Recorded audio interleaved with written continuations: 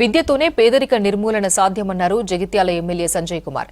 పేద విద్యార్థులు చదువుతో పాటు అన్ని రంగాల్లో రాణించేలా ప్రభుత్వం కృషి చేస్తుందన్నారు.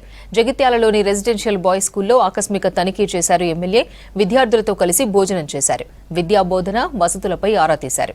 విద్యార్థులకు ఇబ్బందులు కలగకుండా ఇంటిగ్రేటెడ్ స్కూల్ నిర్మిస్తామని చెప్పారు.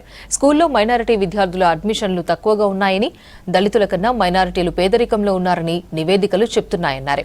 మైనారిటీ పిల్లలను కూడా చదివించాలని సూచించారు ఎమ్మెల్యే. అడ్మిషన్లు పెరిగేలా చర్యలు తీసుకుంటామని చెప్పారు.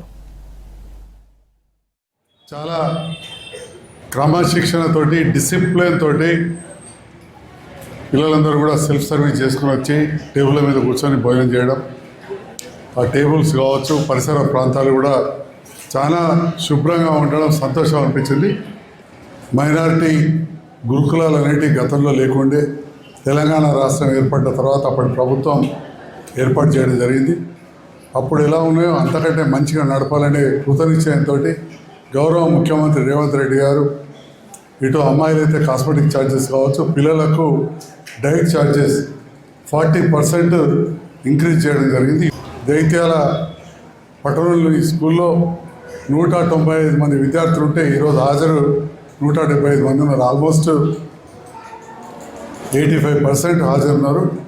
మరి ఈ హాజరు సంఖ్య ఇదే విధంగా ఉండాలి చూడాలి.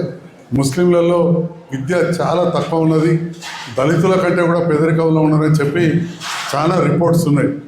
అక్షరాస్యత లేకపోవడం, చదువు లేకపోవడం కావచ్చు, లేదా నిరుద్యోగం, అదేవిధంగా బీదరికం పోవాలంటే అన్నిటికంటే ముఖ్యంగా చదువు కావాలి. చదువు ఉంటే ఆటోమేటిక్గా ఎవరి కాళ్ళ మీద వాళ్ళు నిలబడి చదువుకుంటారు.